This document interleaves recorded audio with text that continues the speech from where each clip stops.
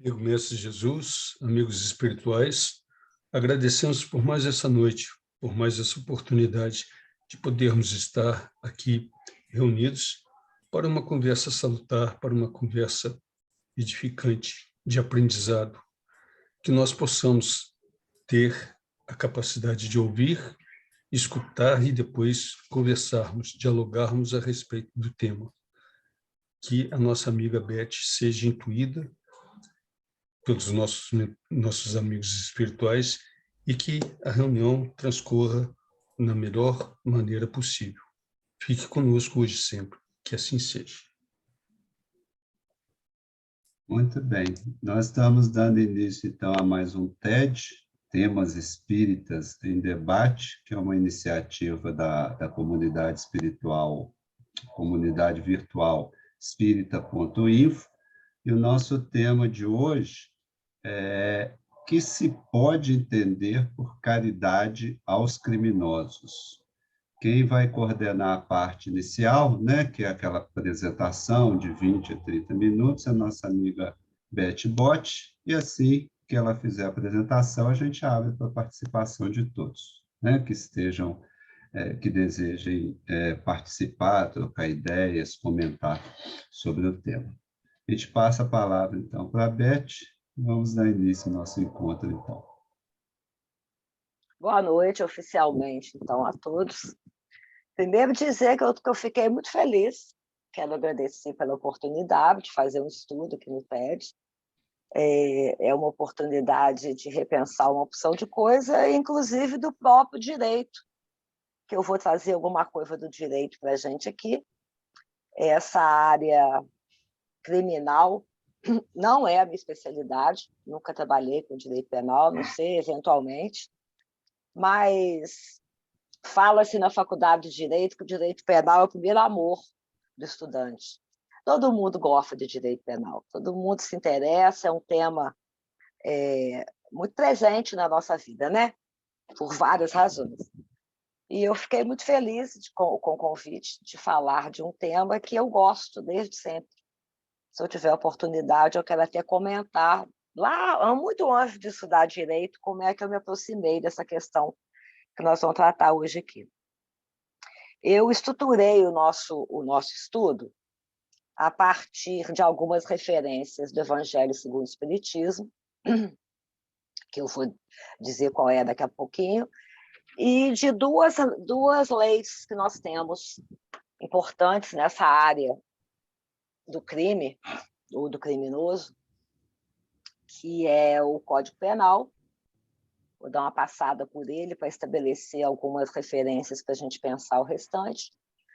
E pela Lei de Execução Penal, que eu acho que tem mais a ver com o que eu me propus a estudar hoje. As referências do Evangelho segundo o Espiritismo que eu usei para fazer esse estudo são o capítulo 11, especialmente no inciso 14, que fala exatamente dessa questão da caridade para com os criminosos, o inciso 7, dai a César do que é de César. Isso no capítulo 11. No capítulo 12, eu trouxe as referências do Amai os vossos inimigos, inciso 3º, que nos diz como amar os nossos inimigos, faz aquela distinção muito importante do amor que a gente tem pelo amigo para o amor que a gente deve ter, pode ter pelos inimigos, considerando que não é a mesma coisa, né? O capítulo 11, ele, logo no inciso 14, nós temos lá uma fala muito, muito importante do Espírito Isabel, né? Que nos fala dessa questão da caridade e nos orienta no sentido da prece pelos criminosos e da misericórdia com eles. Essa questão da prece, a gente já tem ela, até na nossa prática espírita, já mais automatizada, né? De orar por aqueles que sofrem, orar orar pelos que estão em situação de sofrimento, etc. A misericórdia, eu acho que ela é um pouco mais difícil a gente pensar nessa misericórdia, né, com os criminosos, porque são pessoas que, de uma certa forma, nos ofendem enquanto sociedade. Trazem transtornos, trazem dificuldades, trazem sofrimento. Então, a misericórdia, eu acho que ela é mais difícil nesse sentido aqui. Trouxe Dai a César do que é de César, pensando que toda legislação é César. Todos nós, enquanto sociedade civil organizada, somos César. Aqueles que ainda que indiretamente, porque através dos nossos representantes no legislativo e tal, nós criamos leis. Nós é que criamos as leis. Não existe nenhuma lei que tenha sido, que esteja vigorando, que possa entrar em vigor, que nós não participemos dela, tá? Ainda que indiretamente. O Código Penal ele é uma base para a gente pensar, considerando que é uma lei, né? Porque ele nos informa quais são os crimes, tá? E, portanto, o que define um criminoso? Sabe de que criminoso que a gente está falando? Quem é esse criminoso? Nesse estudo aqui, e na fala lá do inciso 14, nós estamos falando dos criminosos do nosso tempo, da nossa vida em sociedade. Nós não estamos falando daqueles crimes que muitos de nós cometemos, mas que a lei não alcança, que a lei civil não alcança. Nós estamos falando da vida civil, né? Então, olha que interessante. O criminoso ele vem a ser aquele que, por uma ação ou uma omissão, tá, infringiu o Código Penal, tá? Comprometendo ou dificultando, impossibilitando, muitas vezes, a regular vida em sociedade. A gente tem que pensar que o Código Civil, que a gente só pode falar em crime e em criminoso dentro da lei civil, se houver uma lei anterior que defina o que é crime, tá? Nós temos lá um longo rol de crimes colocados de uma maneira que eu vou falar mais para frente aqui, de uma maneira interessante, porque ele traz uma hierarquia dos bens jurídicos, tá? Do que é um bem jurídico e da hierarquia disso. Então, quando a gente pensa que tem uma lei que define e que essa lei é de nossa responsabilidade, nós estamos, então, no lugar de César, tá? Seja para pagar o tributo, ou seja para receber o tributo, porque faz parte da nossa sociedade a legislação civil, tá? Ou penal, no caso. É da vida civil, mas é uma legislação penal, né?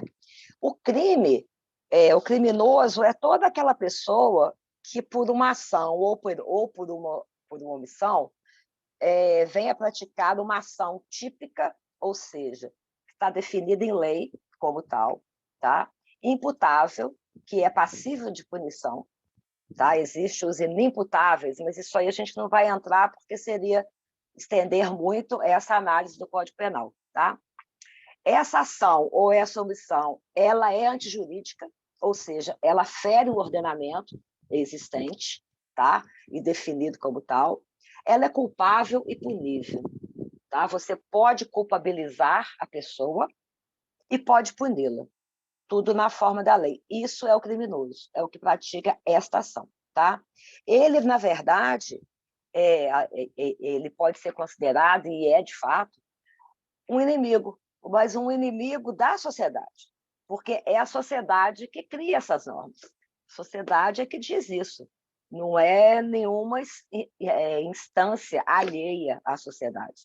Então, ele é um inimigo da sociedade. Tá? Então, quando a gente fala em misericórdia com o criminoso, nós estamos falando em misericórdia com os inimigos, com o inimigo. Quando a gente fala em amor aos inimigos, nós vamos incluir aí o criminoso, porque ele é essa figura que, por por qualquer razão que a gente não vai discutir aqui, feriu o ordenamento jurídico, tá? Que regulamenta a nossa vida em sociedade. A doutrina espírita fala que a gente tem que amar os inimigos, né? Nós temos que amar os inimigos. Então, aí é o caso da gente pensar, bom, então nós temos que amar o criminoso. Temos que amar o criminoso como quem ama o inimigo, né? De que maneira que a gente vai fazer isso? Que cada um de nós vai fazer isso e que nós, enquanto sociedade, vamos fazer isso? É que a gente precisa, cada um, descobrir o seu próprio modo de fazer, né? Tem uma coisa importante no Código Penal, não vou trazer muita coisa do Código Penal, porque não daria para discutir. Mas tem uma coisa importante no Código Penal, que ele, quando ele vai descrevendo os crimes, isso já na parte especial do Código, em que ele entra na questão, na parte em que ele define o que é crime, ele vai estabelecer uma hierarquia. Isso é muito importante para o nosso estudo. Ele vai estabelecer uma hierarquia dos bens jurídicos a serem resguardados e aqueles bens jurídicos que o criminoso, assim considerado, né, já que ele desobedeceu, tá? Então, assim, o primeiro bem jurídico, tá, que o Código Civil nos fala é a vida. Ela é o primeiro bem, tá? Ela está no topo dessa hierarquia, tá? Ela está no topo da hierarquia e está num capítulo chamado dos crimes contra a pessoa, mas o capítulo 1, que é o famoso artigo 121 do Código Penal, ele fala matar alguém. Tá? Depois tem vários desdobramentos, matar como, com que meios, de que maneira, em que circunstância matou. Aí são são variantes deste fato, que é matar alguém. Tá? Nos crimes contra a vida, nós temos o homicídio, tá? Temos o feminicídio agora, que foi um anexo, um adendo que foi colocado. Temos o induzimento ou auxílio ao suicídio, tá? Vejam bem que a gente sabe que o suicídio não é crime pela lei humana, pela nossa lei civil, suicídio não é crime, mas o induzimento ou auxílio ao suicídio são crimes, tá? Tem o suicídio ou automutilação. Isso também não era do tempo que eu estudava direito, isso foi acrescentado depois, tá?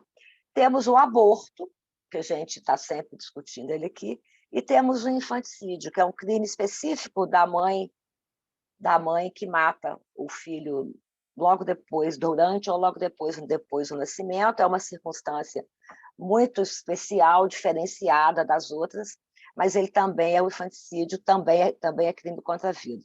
Esses crimes, 5, portanto, são os crimes que vão ao tribunal do júri. Isso é só uma observação, tá? Não é importante, porque a gente vai falar aqui. Eles são os casos em que são julgados pelo tribunal do júri. Provavelmente porque a vida é esse bem maior, né? Maior do que o mais importante de todos, e a legislação não o deixou na mão de um juiz para decidir isso, que é o chamado juiz singular.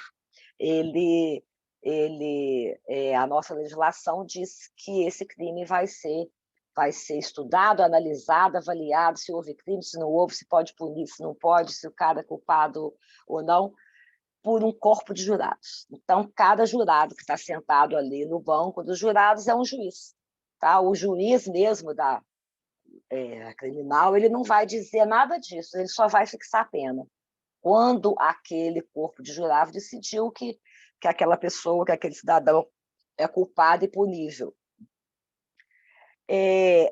No segundo lugar, nessa hierarquia, nós temos as lesões corporais, tá? Tá no segundo lugar, que é aquela ação ou omissão que atinge a integridade corporal da pessoa, tá? Ou a saúde dela. Num terceiro lugar, nós temos a periclitação da vida e da saúde, que é a gente, por ação ou omissão, colocar em risco o outro por contágio venéreo, por doença grave, por eu estou contaminada e não sei que estou com isso, não me preocupo com isso, maus tratos, enfim, saúde, abandono de capaz, tá? Isso tudo está aqui na pericritação da vida e da saúde. O quarto lugar dessa lista, dessa hierarquia, é a rixa. A rixa não é aquilo que a gente pensa das famílias que brigam entre si. Não. A rixa é aquela briga que entra um monte de gente. Sabe, que a gente vê em filme, às vezes vê até aqui na vida real, né? Que mistura, junta uma opção de gente, começa a bater uns aos outros. Isso também é crime contra a vida, tá? Não, desculpa, contra a vida não, é um crime específico, a rixa. Não se pode participar de rixa, a não ser para separar, que a turma do deixa disso. A turma do deixa disso não está cometendo crime, mas os que estão brigando entre si estão cometendo um crime. Tá? No capítulo 5, a lei coloca os crimes contra a honra, que é calúnia, difamação e injúria. Vou fazer uma distinção rápida aqui para a gente não perder tempo com essa parte aqui. A calúnia é quando a gente imputa a alguém uma ação criminosa. Eu digo que o fulano matou e ele não matou, tá? Então, isso aqui é uma calúnia, que é crime. A difamação é um fato ofensivo à reputação da pessoa, tá? E a injúria, ela é muito subjetiva, porque ela é ofensa à dignidade ou ao decoro. É dos crimes mais difíceis de você apurar, porque é subjetivo. O que me injuria pode não injuriar o outro. Então, mas de qualquer maneira, são crimes. O importante é a gente pensar que isso está em quinto lugar. Em sexto lugar, nisso tudo, nessa hierarquia, vem os crimes contra a liberdade.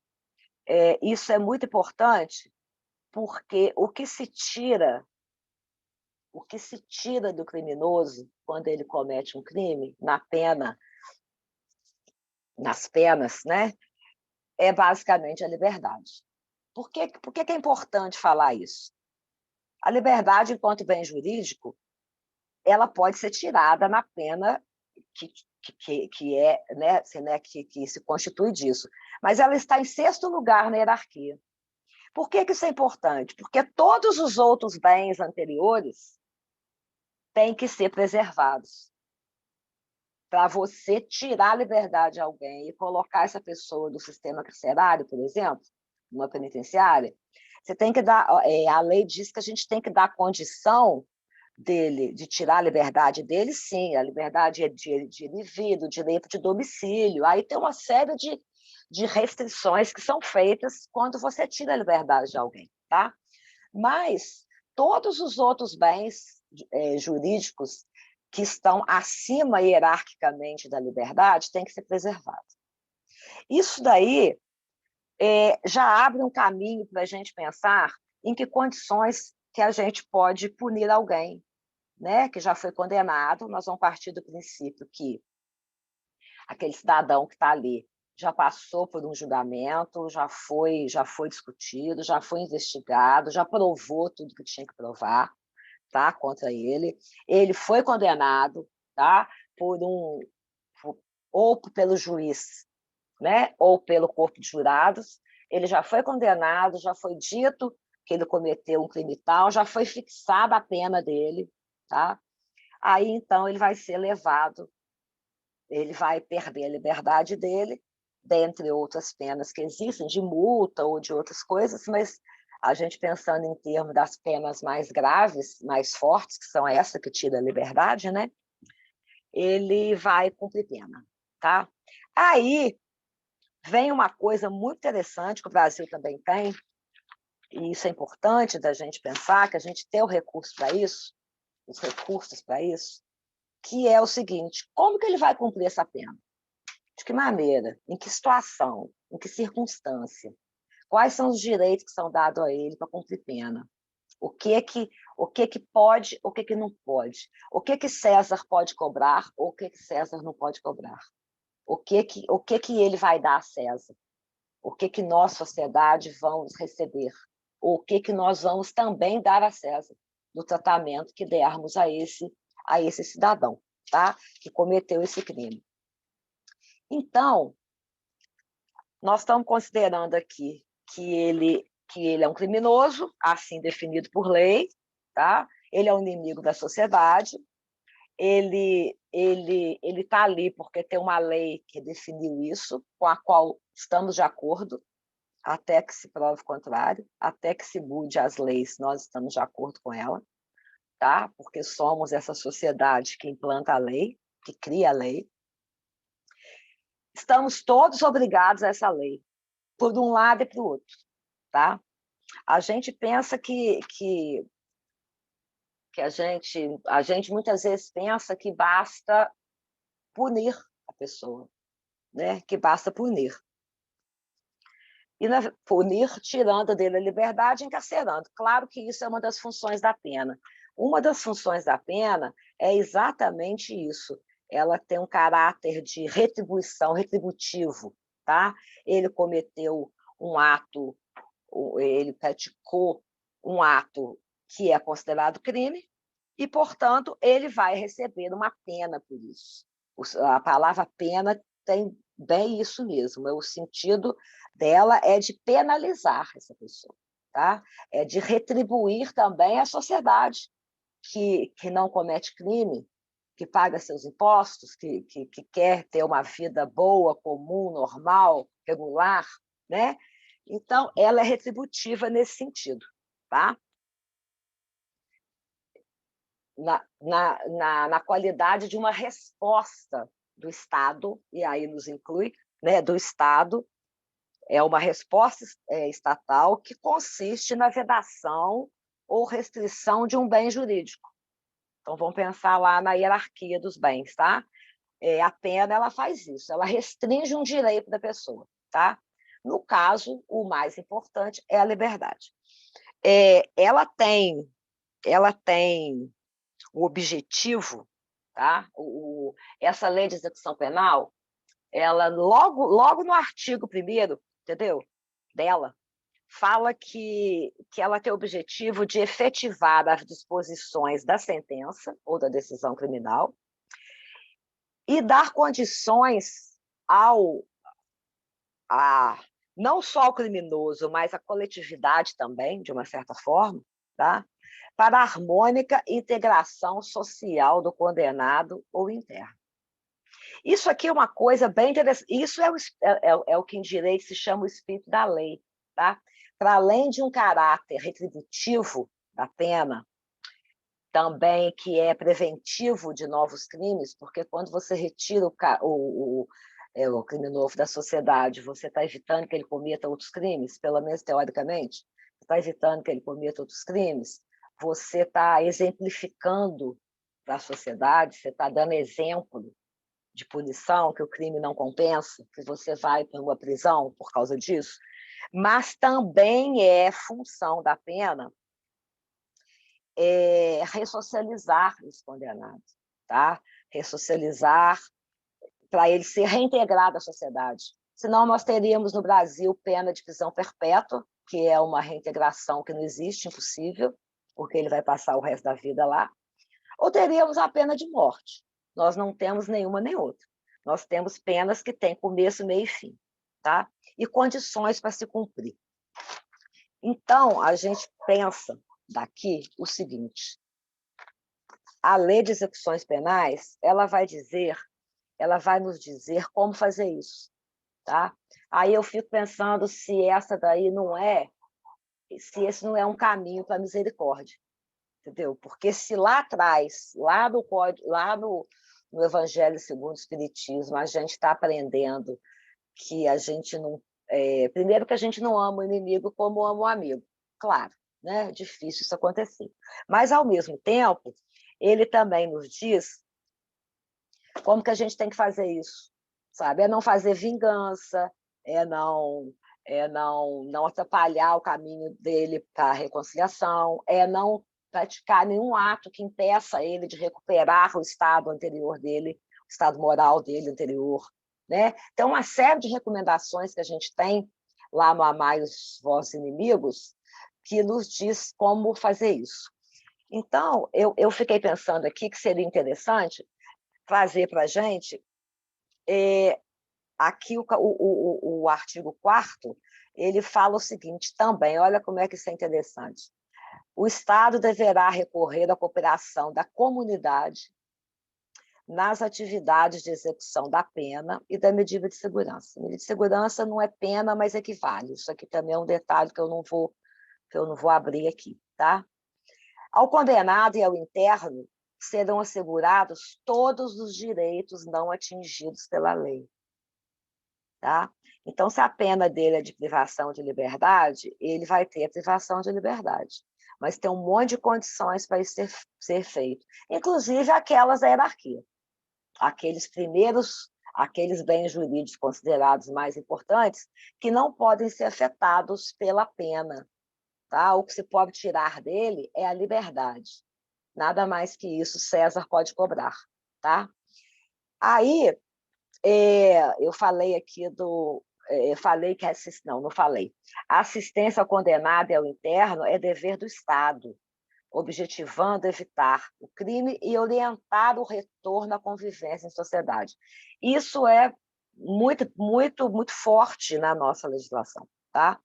De que maneira que a gente vem fazendo isso é uma outra coisa, mas nós temos uma legislação que nos dá esse caminho. Essa assistência que o preso tem direito, tá? Ela será, primeira delas, material, que consiste no fornecimento de alimentação, vestuário e instalações higiênicas. Eu não sei se vocês já viram algumas das nossas instalações de presidiários, como é que elas são. É uma coisa que realmente a gente precisa pensar como o nosso dever, né? Dever de sociedade, melhorar isso. O segundo tipo de assistência que esse preso precisa ter, tem direito a ter, é a saúde. Isso está lá naquela assistência à saúde, está cá no começo do que eu falei daquela hierarquia. Tá? Ele tem direito à saúde para preservar a integridade física dele, para preservar a vida dele. Ele tem direito a uma alimentação boa, que está no inciso 1, inciso 2, está tudo junto. Ele tem direito a receber assistência à saúde, a ter medicação, a ter médicos que cuidam dele, a ser levado para o hospital quando for necessário, a estar num ambiente salubre, isso é muito importante, né? Então, o segundo é a saúde, o terceiro é a jurídica, que normalmente é onde entra a Defensoria Pública, mas não só a Defensoria Pública. A Defensoria Pública é o órgão do Estado que tem, por dever de ofício, cuidar de quem não pode pagar. Muitos dos que estão lá não podem pagar advogado, mas a assistência jurídica é ampla. Tá? Qualquer presidiário tem direito ao seu advogado, a falar com ele em determinados horários, mesmo já estando cumprindo pena. Ele tem direito à assistência educacional, que visa também esse retorno dele para a sociedade.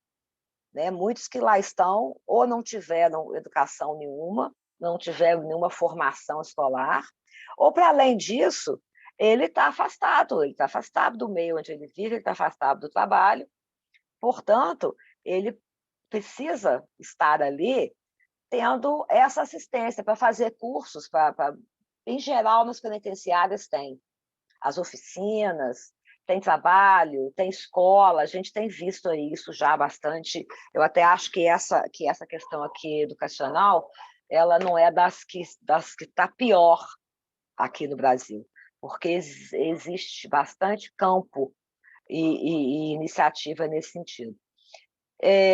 O quinto direito que ele tem, a quinta assistência que é devida a ele, é a assistência social, tá?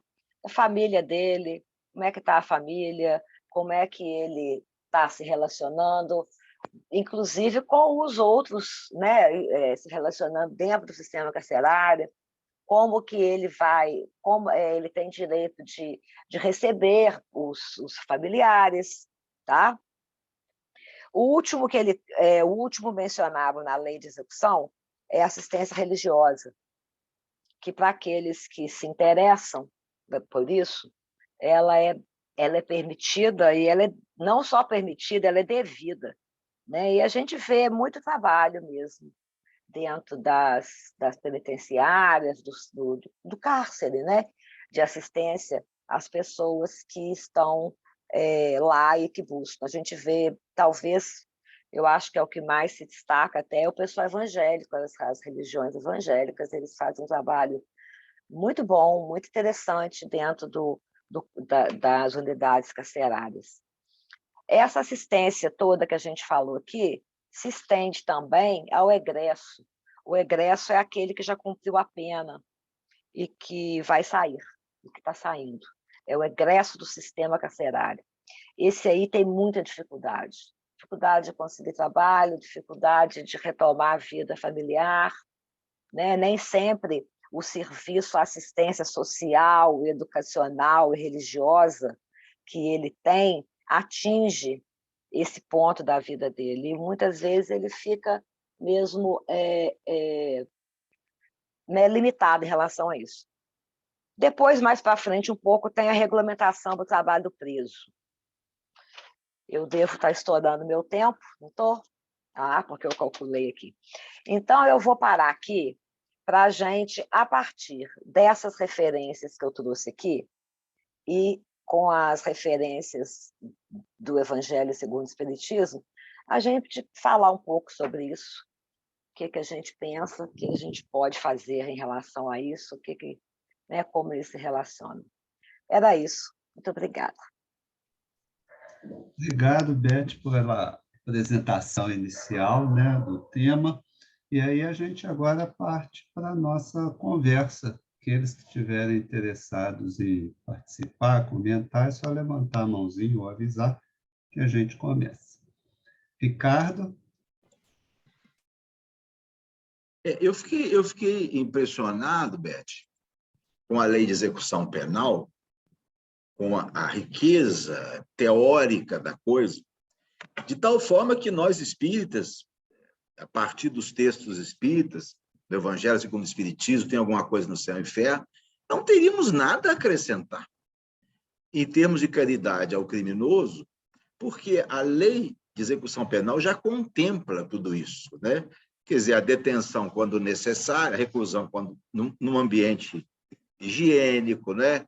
Espaçoso, respeitando a dignidade humana, e assistência social, religiosa, possibilidade de ganho intelectual, instrutivo, enfim, tudo aquilo que a gente entende que deveria ser oferecido ao indivíduo que está cumprindo pena, já é determinado pela lei dos homens. O problema é ela não é cumprida, né? Ela não é cumprida por problemas diversos, econômicos, políticos, né? Ela não é cumprida, mas ela já existe na teoria, né? Eu achei muito legal você colocar dessa forma, porque nós nem precisamos ir nos textos espíritos, porque isso já está colocado. Eu só queria fazer 2 comentários, um a respeito de um personagem que, para mim, mostra como o mundo espiritual lida com o criminoso. É o personagem do Memórias de um Suicida. A maior parte de nós conhece, é o Agenor Penalva, né?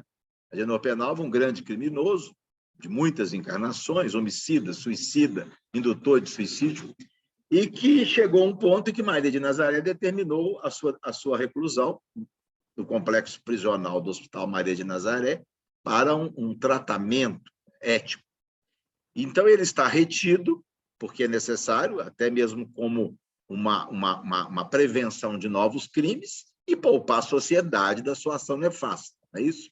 Mas ele está num ambiente arejado, amplo, limpo, respeitoso, e está recebendo uma assistência psicológica ética de um indivíduo de alta condição. Quer dizer, são exatamente os indivíduos os espíritos mais capacitados para lidar com eles. E então mostrando que como o mundo espiritual lida com isso e pelo que eu percebi é exatamente o que você colocou aí. Eu não vejo grandes diferenças. A diferença fundamental que eu vejo, e eu queria depois ouvir a sua opinião dos colegas, é o problema da pena de prazo fixo.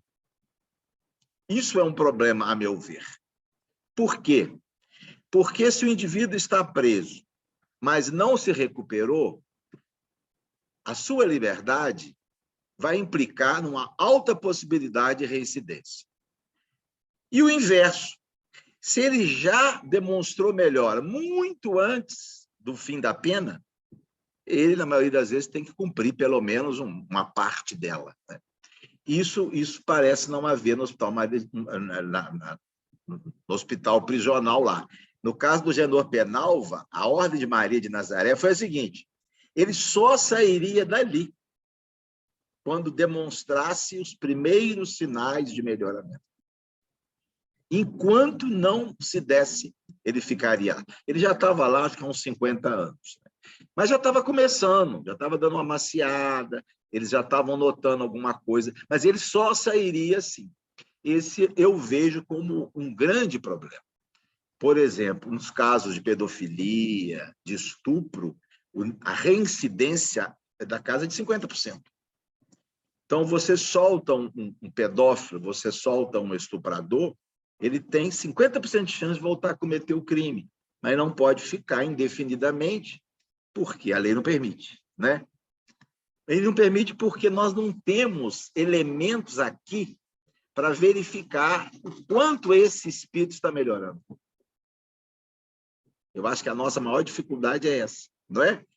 Nós não temos recursos psicológicos, recursos de imagem do cérebro, que possivelmente eles têm no mundo espiritual, para identificar, não, esse aqui já está começando a melhorar, esse aqui ainda não, vai precisar ficar mais um pouco. Então, eu acho que isso é uma questão interessante para a gente examinar.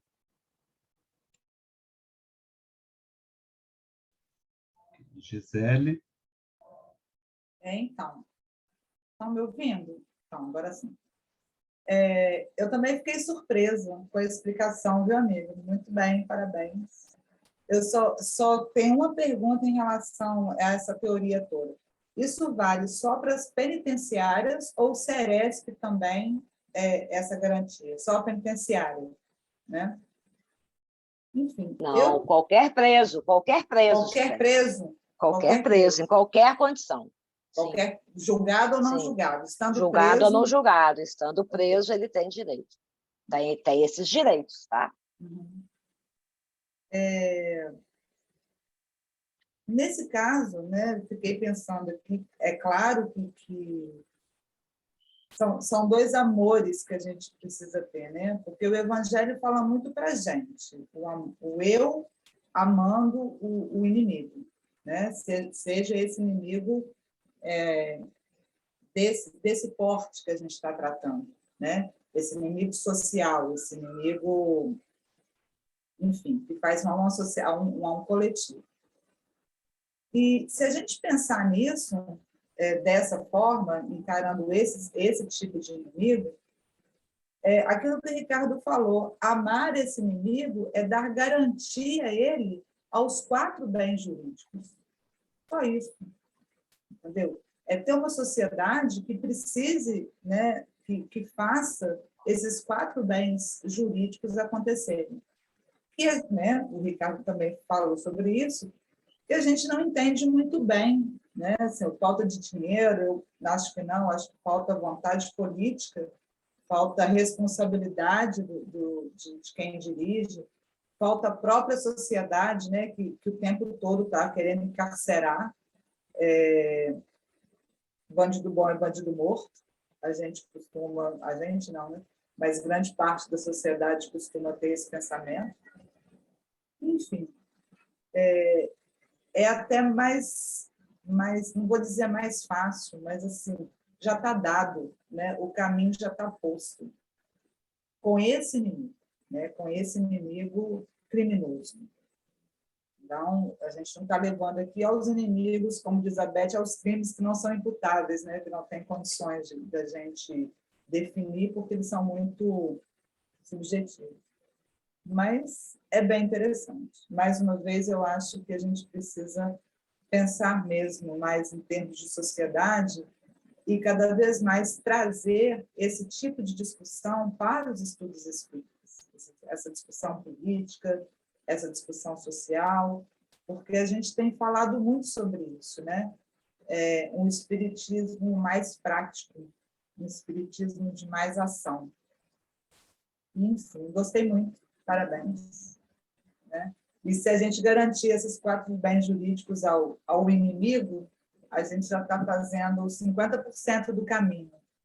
E quando a gente fizer isso, Ricardo, talvez a gente consiga olhar com mais cuidado para esses criminosos mais psiquiátricos, vamos dizer assim, né? Porque tem muita gente, assim, o sistema prisional é muito cheio, com muitos crimes diferentes, e todos, pelo menos eu penso, quando chegam lá, são tratados da mesma forma. Isso também é uma grande, né, é um padrão de penitenciária que não leva em questão muito ao crime e nem se bem que não leva ao tempo de prisão, né? A subjetividade, o que se entende sobre o crime, as condições do crime é o tempo de prisão, é o tempo de ausência de liberdade que ele vai ter. Mas é isso.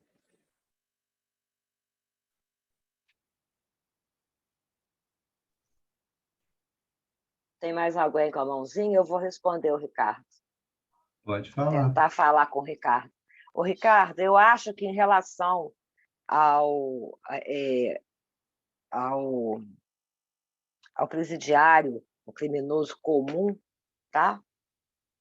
Esse foi o melhor que a gente pôde fazer, mas também acho que não é o melhor. Né? A gente, quando a gente começa a ver isso mais perto, a gente percebe que tem pessoas que já poderiam ter saído. Tem pessoas que, se não fosse o caráter retributivo, não precisava nem ter entrado. Sabe? Que o simples fato de ter cometido crime, eu conheço pessoas assim, que o simples fato de ter cometido aquele crime já é para ele assim, a pena dele é a própria consciência, né? Como tem aqueles que de fato ficam. Quando a gente está tratando dos inimputáveis, que são aqueles que recebem medida de segurança, eles são chamados de internos, até a lei fala em internos, né? Aqueles que têm doenças mentais, que têm distúrbios mentais, que comprometem o discernimento, e eles, portanto, não podem, eles são inimputáveis, eles não podem ser penalizados, eles recebem a chamada medida de segurança, tá? Eles vão para os manicômios judiciários, e aí, Ricardo, não tem prazo. Ele só sai com a cura da doença. Ele só sai com a recuperação da doença dele, o que muitas vezes é muito difícil. Eu desenvolvi a minha dissertação de mestrado nas Ciências Sociais exatamente em cima desse tema, tá? Daqueles que são os chamados loucos de todo gênero, eram chamados assim, agora nem é mais, mas, enfim, que recebem ali uma medida de segurança e eles podem ficar lá o resto da vida. Até porque, muitas vezes, eles são portadores de doença que não tem cura. Então, a medicina, de um lado, fala que a doença não tem cura, você sabe disso. Esquizofrenia não tem cura, tá? Se entendeu-se que o que levou aquela pessoa a praticar aquele ato criminoso foi em decorrência da esquizofrenia, ele não vai sarar nunca, portanto, ele não vai sair nunca. Então, assim, não é fácil. Na verdade, punir não é fácil, julgar não é fácil, porque também você vai deixar a criatura o resto da vida preso. Então, assim, aquele que é o criminoso comum, ele não vai ter uma pena de morte, a não ser que ele de uma prisão perpétua, a não ser que ele rescinda, ele foge, comete outro crime, aquilo vai virando, vai somando um mundo de pena que ele não tem vida para cumprir. Mas a condenação dele não é essa. paralela, todos vão sair algum dia se recuperarem no sentido social mesmo. Ele cumpriu bem, ele obedeceu, ele aderiu ao sistema, ele não cometeu novos crimes, enfim. Mas eu concordo com você que tanto pelo lado do criminoso comum quanto pelo lado do inimputável, a lei não é perfeita. A lei perfeita não é a nossa. Isso é fato. A lei perfeita não é a nossa. Eu acho que a gente faz o melhor.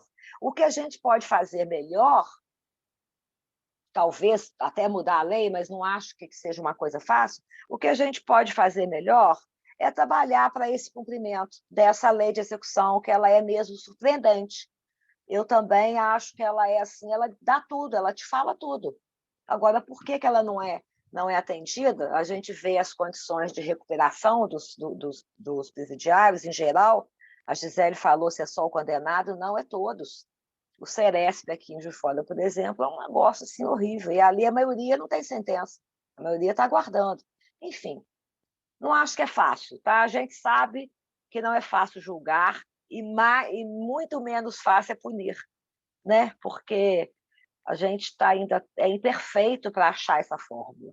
Quem faz isso bem não está aqui, não é aqui que isso é bem feito, né? Da maneira como a gente estuda sempre. Christian? Boa noite, pessoal. Boa noite, Beth. Parabéns aí pela apresentação. Queria te fazer uma pergunta a respeito do que você acabou de citar, né, manicômio judiciário, porque de umas décadas para cá, né, especialmente na área relacionada à saúde, né, houve uma luta, entre aspas, né, muito grande no sentido de entender, de compreender e aprofundar mais a respeito de alguns adoecimentos mentais, e o entendimento foi sempre que a melhora estava na reintegração desses sujeitos, dessas pessoas, à sociedade, especialmente aproximando a família desses sujeitos. Então, o tratamento em saúde na área de saúde mental, né, envolveria sempre a família, claro, quando possível, né, e uma aproximação com atores, né, com amigos, enfim, que tragam proximidade, uma reintegração desse sujeito, né. Não são todos os casos de saúde mental que a gente consegue reintegrar a sociedade, né, porque alguns transtornos mentais mais sérios aí, realmente eles podem levar a risco à sociedade como um todo e tal, mas muitos, né, você citou esquizofrenia, por exemplo, o sujeito medicado, reintegrado à sociedade junto de sua família, muitos vivem uma vida muito bem, né, segue a vida muito bem. Vi muitos casos assim. Me pareceu que no sistema judiciário, e aí essa é a minha pergunta, vai na contramão, né? Quando diz, olha, esse sujeito vai ficar lá até ser curado. Não vai ser curado. Se é esquizofrenia, ele não vai ser curado. Ele vai viver com a doença. Assim como muita gente vive com diabetes e tal. O que vai acontecer é um tratamento onde ele medicado, ajustando uma medicação com acompanhamento profissional, e junto de sua família, junto de seus amigos, enfim, às vezes vivendo na sua própria casa, mas com relacionamento ali no bairro, enfim, pessoas que todo mundo conhece, ele vai ter uma vida normal, né? Ou seja, vai ser reintegrado. O judiciário vai na contramão disso, né? O entendimento da saúde é esse, né? Mas quando você coloca que eles vão ficar ali, mesmo recebendo tratamento lá dentro, né? Não tem algum campo do judiciário que estuda isso, que diz, olha, vamos tentar reintegrar esse sujeito aqui, vamos tentar... Existe? O Christian, essa foi, eu já falei, vou repetir aqui, essa foi a matéria do meu mestrado, tá? Que foi nas ciências sociais, mas especificamente em criminologia, mais na área da criminologia, e eu estudei exatamente isso. Esses indivíduos chamados perigosos, sabe? Que são perigosos porque têm uma doença mental incurável, na maioria das vezes, o judiciário Não é só o judiciário, não, tá? Não é o judiciário só, não. Aí eu vou falar também da outra banda, porque tanto o judiciário, a lei, tá? A legislação, então é o legislativo. Ele continua mantendo isso na lei, tá? De que aquelas pessoas portadoras de distúrbios mentais são inimputáveis. Então, ele não pode cumprir pena, tá? Ele é inimputável, ele não pode cumprir pena, não pode nem ser culpabilizado. Mas também ele não pode ficar solto, porque ele cometeu um crime, às vezes homicídios, às vezes, né? Enfim, depende do caso. Mas eles são, sim, eu acho que o judiciário mantém isso, porque a legislação mantém, o judiciário mantém. Você, quando encontra um juiz que autoriza a saída de um interno no manicômio, outro dia mesmo passou na televisão, ele saiu e cometeu outro crime. Esse cometeu, mas outros tantos não cometeriam, entendeu? Eu acho que é difícil, eu acho que não é uma coisa, acho que precisa ser revisto, acho que os médicos, eu estudei mais de 150 laudos para fazer esse trabalho, de pessoas que estavam sendo avaliadas por psiquiatras, e a verdade é que os psiquiatras também sempre continuam mantendo aquela posição de que ele é perigoso, que a doença dele ainda está ativa. Claro que a doença está ativa, pois a própria medicina, a ciência fala que a doença não tem cura, né? Não acredito que o tratamento também, Christian, aí já é uma posição minha, tá? Não acredito que o tratamento dado nos manicômios judiciários seja o melhor, tá? Mesmo a questão medicamentosa, não sei bem, mas eu acho que não é. Eu acho que retirá-lo da vida em sociedade, da família, pode muito agravar. Mas uma coisa é a gente achar, né? Outra coisa é buscar uma solução para isso, uma melhor solução. Eu questiono exatamente isso: o que fazer com essas pessoas que estão internas? E provavelmente para eles é uma pena a pena deles não vai acabar nunca, eles não têm pena, mas eles têm uma medida de segurança que não vai acabar nunca, porque a doença dele não acaba. Como disse o Ricardo, eu acho que é muito difícil, não sei se a ciência tem instrumentos para medir isso, né, Ricardo? Como é que mede? Como é que mede isso? Sabe? São casos assim bem difíceis, entendeu? Que a gente tem que estar sempre pensando, questionando, enfim, né, pensando a respeito, porque não é uma coisa que está fácil, não. O judiciário não muda o seu lugar, eu nunca vi, quando vejo para receber muita crítica, inclusive, né? Enfim, é triste a situação, é muito triste a situação do interno. E do presidiário comum também, porque o que ele tem de cuidado é muito ruim. Você tem penitenciárias boas, com cela individual, com uma série com essas garantias que a lei de execução coloca, né? Mas eu acho que são poucas.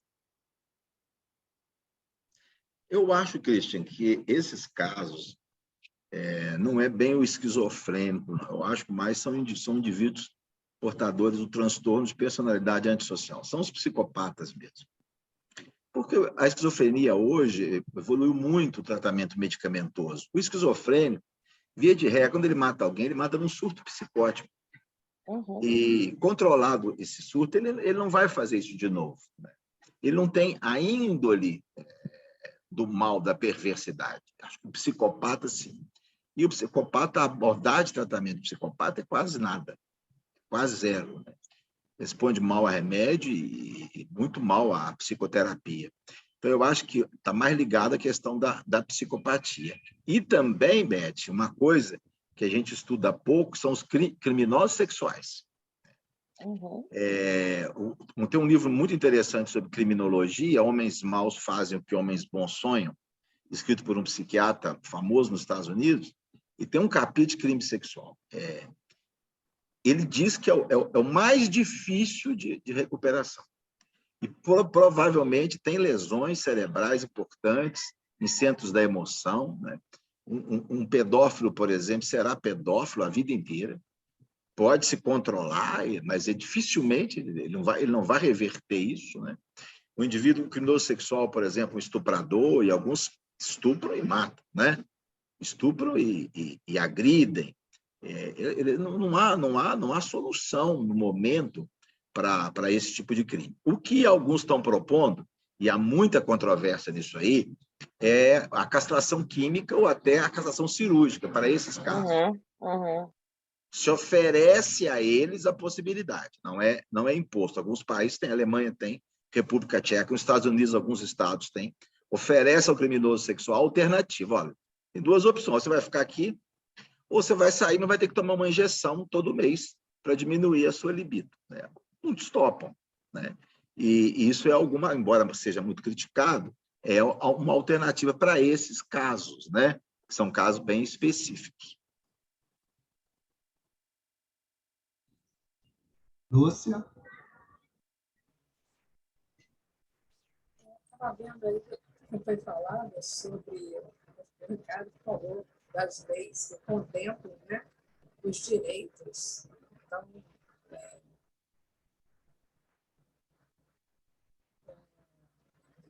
não teria realmente o que mais colocar, ou talvez até tivesse, mas ela contempla lá bastante direitos, né, dos criminosos. Então, é uma coisa que abrange bastante, né, bastante ali o criminoso. Só que o sistema não é assim, né? O sistema não, a prática não é dessa maneira. E o sistema penitenciário está uma coisa assim bem difícil, né? E bem problemática. E eu estava pensando aqui sobre a estrutura social, porque quem mais está lá dentro das penitenciárias são pretos, são pessoal da periferia, são pessoas que, por qualquer coisinha, jovens, eles são parados nas ruas de uma maneira brutal, né? E humilhante, e são revistados, e são tratados muito mal. E por qualquer coisa, eles já estão enquadrando esse pessoal e já está colocando lá dentro. E muitas vezes, como a Beth falou, ficam lá dentro por um longo tempo, sem mesmo um julgamento, e se não tiver dinheiro para pagar um advogado, vai levando. E lá dentro é uma coisa assim, totalmente dominada, né? Se você entra lá dentro com pouca experiência, com o tempo, você sai de lá com muita experiência de muita coisa. E aí volta para onde? Volta para a periferia, volta para o morro, volta para o tráfico, volta para, novamente, para os crimes. Eles mesmos se matam lá por cima e fica aquele poder paralelo e, de uma certa forma, o Estado faz vista grossa, como se tivesse assim, então vai resolvendo, porque a gente não vai, sabe, chegar aí para resolver esse tipo de coisa. E a hora que chegar aí em cima para resolver vai ser de outra forma. Então, é uma coisa assim, muito difícil essa ressocialização, porque lá dentro, igual a Beth falou, é muito difícil. Já estive fazendo um trabalho lá no Centro de Menores Infratores. É bastante difícil lá dentro. E no Saresp também é complicado. Então, a gente tem que começar lutando pelo social aqui fora, lutando por eles aqui fora, cobrando, ou, vamos dizer assim, se importando mais quando tem uma blitz, ou não, sabe, uma parada, eu não sei falar, tipo uma revista, né, neles, né, e tá os policiais fazendo as coisas que não devem, coisa assim. Eu acho que a gente deveria se importar mais também aqui fora para que eles não chegassem a ir lá para dentro. E lá dentro é aquele negócio, muita gente fala, né, de bandido bom é bandido morto, como se um bandido, um criminoso morto, ele deixasse de existir, sabe? O espírito que continua ali e o espírito continua reincidindo nas coisas e enquanto não houver, enquanto a gente não conseguir trabalhar isso dentro da gente, para a gente olhar o social total em torno de nós, enquanto o mundo estiver assim, a gente não consegue caminhar também, entendeu? A gente não pode ser feliz enquanto o outro ainda está lá na lama, entendeu? A gente precisa puxar, não, vou tirar, não. Tentar ajudar ele a sair daquilo, sabe? E eu acho que o sistema penitenciário atualmente não é a melhor coisa, mas a gente vai caminhando, né?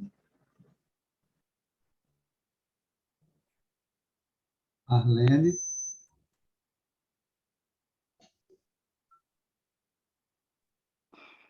Vocês estão me escutando? Então, Sim. é assim, vocês falaram muitas coisas muito legais, eu estou aprendendo muito. Obrigada, Beth, eu aprendi muito, né? Estou aprendendo. Mas, assim, a minha cabeça, eu fiquei pensando em tudo e em relação ao legislativo, ao judiciário, a questão da própria psiquiatria, né? A questão que o Ricardo focou, o Christian focou, a Gisele, a Beth.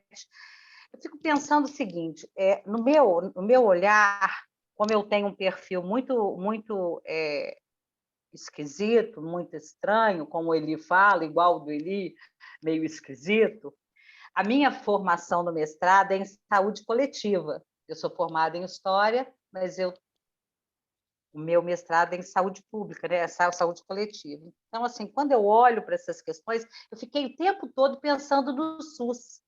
A Beth falando, né? E o Christian depois falando, o Ricardo falando, eu fiquei pensando, pô, o SUS está aí para dar certo e não dá. Por que não dá? Nós somos modelo para várias partes do mundo, né?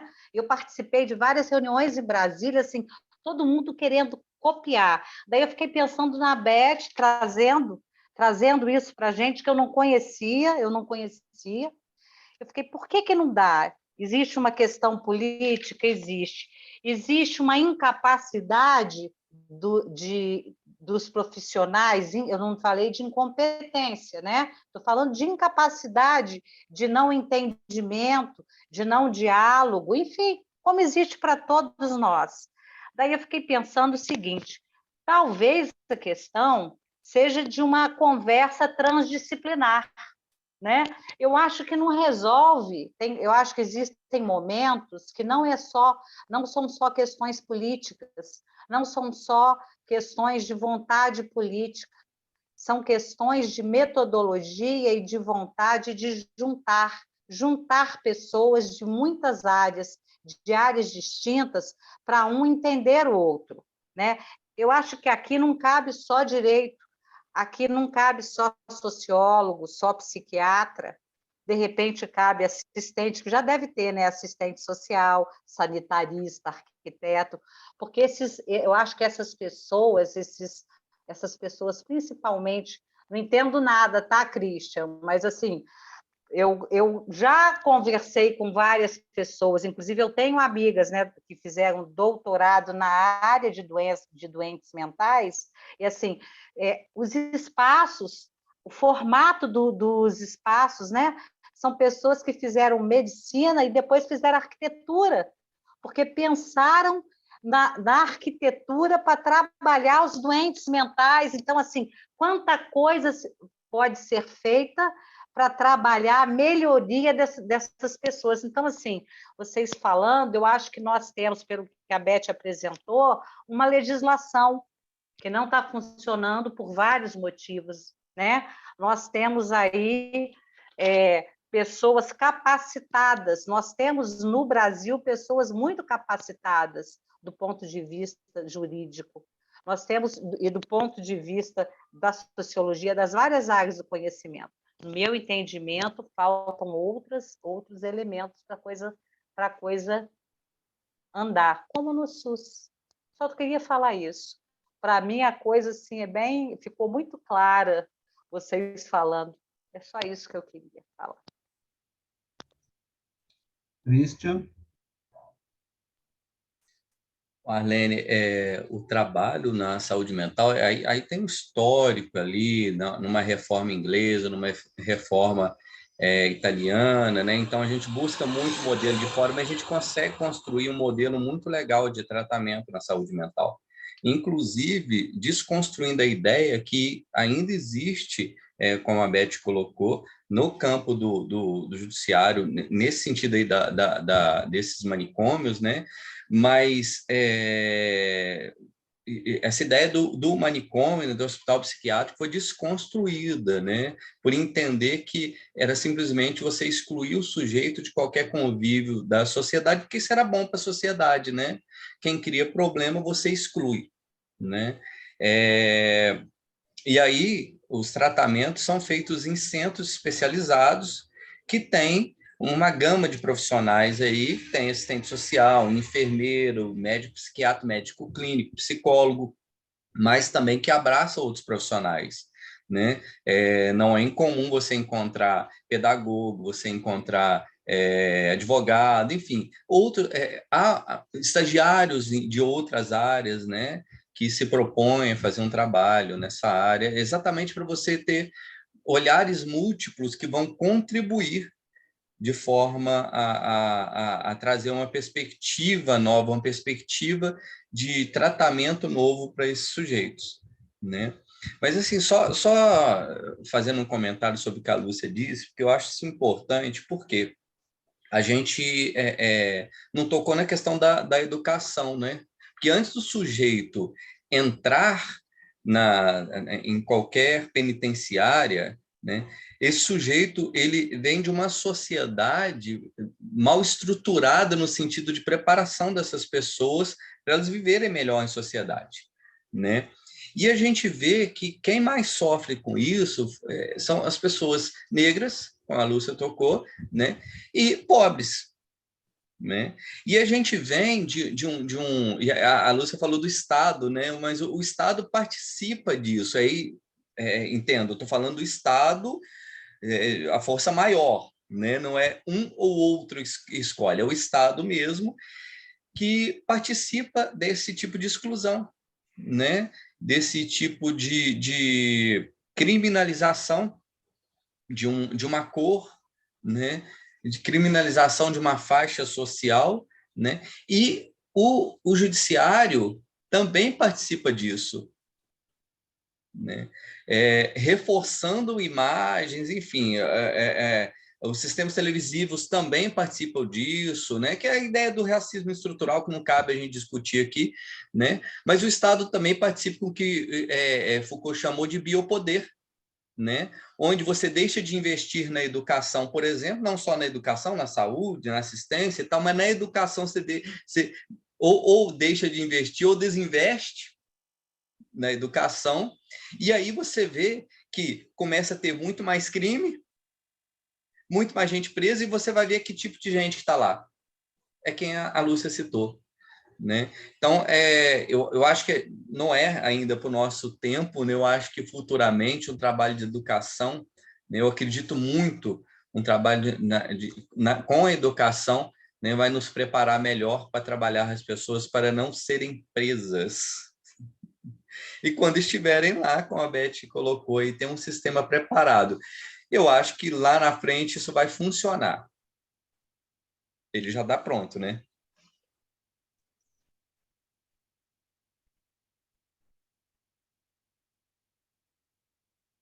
Vou aproveitar que eu tenho a possibilidade de levantar a mãozinha também, só para comentar rapidamente, que nosso tempo já está acabando. É uma pergunta tola, Beth, mas só para eu entender o conceito. O criminoso foi definido como criminoso aquele que comete o crime. Obviamente, você descreveu aí em termos da lei. O fato de se cumprir a pena não faz com que ele deixe de ser criminoso, é isso? Ele pode estar, isso está na ficha dele, não deixa. Ele vai Pois ser um é. reincidente. Tem um recurso, vamos dizer assim, mas que todos podem lançar a mão, que chama, eu esqueci agora o termo certo, em que você pode pedir, depois de um certo tempo, para tirar uma reabilitação mesmo, assim, formal, entendeu? Mas isso tem um Entendi. prazo, isso tem um tempo. Porque E se ele cometer de socialmente... novo outro crime, ele é reincidente. Isso. Mas Né? vamos supor que mesmo que ele não cometa, o que eu acho, né? Aí que mesmo que ele tenha cumprido integralmente a pena, quando ele sai, ele é tratado pela sociedade, não pela lei, Como pela criminoso. sociedade, como criminoso. Como criminoso. Continua sendo criminoso. Somos preconceituosos a esse ponto. E aí me parece que tem uma passagem no Evangelho de Mateus que Jesus critica muito, né? Justamente os escribas, os fariseus, os doutores da lei, pela hipocrisia deles, e me parece, muitas vezes, lendo a nossa lei, que também me surpreendeu, né? Como a todos acho, mas me parece um tanto hipócrita no sentido de não espelhar o que acontece realmente na sociedade, né? É quase como se fosse uma projeção do que a gente queria que fosse, mas não é o que é. Não só para o criminoso, mas para a sociedade em geral, porque se a gente for na Constituição também, esses direitos são todos assegurados, e na prática, aliás, muitos dos crimes acontecem justamente porque esses mesmos direitos que são assegurados para quem está do lado de fora também acabam não acontecendo, né? Então, eu acho que, na realidade, e alguns já falaram isso, há muito mais trabalho fora, vamos dizer assim, no trabalho, eu não vou chamar nem de prevenção, mas assim, no trabalho de execução do que já está previsto na lei, no sentido de se garantir esses direitos mínimos para a maior parte das pessoas, como um dos mecanismos de exercício da caridade para o indivíduo não virar criminoso. Ou seja, eu quero dizer o seguinte, a gente está discutindo, obviamente, a questão do aspecto da caridade aos criminosos, mas, de certa forma, o que a leitura que você fez do que é previsto, quase que junta, porque Kardec junta no Livro dos Espíritos, né? Lei de justiça, amor e caridade. Quase que junta na lei a justiça e a caridade, no sentido de que, se fosse cumprido, a gente nem chamaria de caridade. Se a justiça fosse cumprida, não seria necessária a caridade. Isso que eu estou querendo dizer, né? Mas acho que isso vale para fora também, no sentido, assim, como a Lúcia comentou, talvez boa parte do nosso trabalho aqui fora seja essa conscientização dessa justiça, que é quase uma caridade, né? Porque ela é baseada em direitos, mas uma justiça que permita efetivamente diminuir, né? Porque eu acho difícil eliminar completamente, no estado evolutivo que a gente está, mas diminuir a incidência desses crimes. Eu acho que boa parte do estado em que estão as coisas, principalmente em relação aos criminosos, é porque a sociedade espelha o pensamento, se não o pensamento, mas a emoção da maioria das pessoas, que é, diante do crime, a punição e a vingança. Me parece que o sistema penitenciário, judiciário, etc., com exceções, obviamente, né? Mas quando a gente ouve tudo que vocês falaram, me parece que é muito mais uma forma de exclusão, como um processo de vingança, como um processo de, né, lei de talião, se a gente pudesse dizer assim, do que propriamente um desejo efetivo de correção, né? No Livro dos Espíritos, quando eles falam da pena da morte, se posicionam contrariamente à pena de morte, uma das coisas que tem numa das respostas é justamente essa, né? É preciso deixar o criminoso aberta a porta para o arrependimento. E o nosso sistema penal deveria ser uma porta para o arrependimento. Mas, por tudo que vocês falaram, se o indivíduo cai no sistema penal, essa porta é fechada, né? Tá muito mais arriscado o contrário de que ele venha cometer ainda, né? Com exceções, lembramos sempre, né?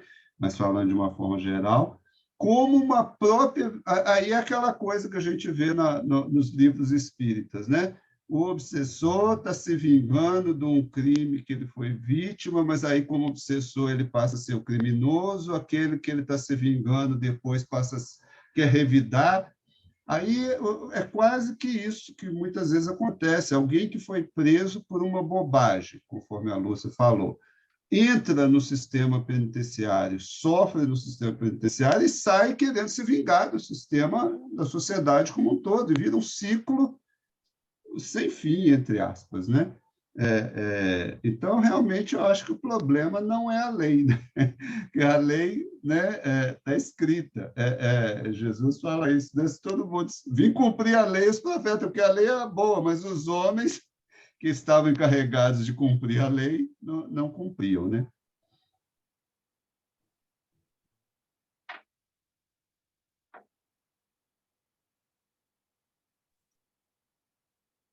Passamos aí uns minutinhos do nosso tempo, 4 minutinhos, mas como eu usei da palavra, se alguém ainda tiver alguma observação final, antes da gente encerrar, brevemente.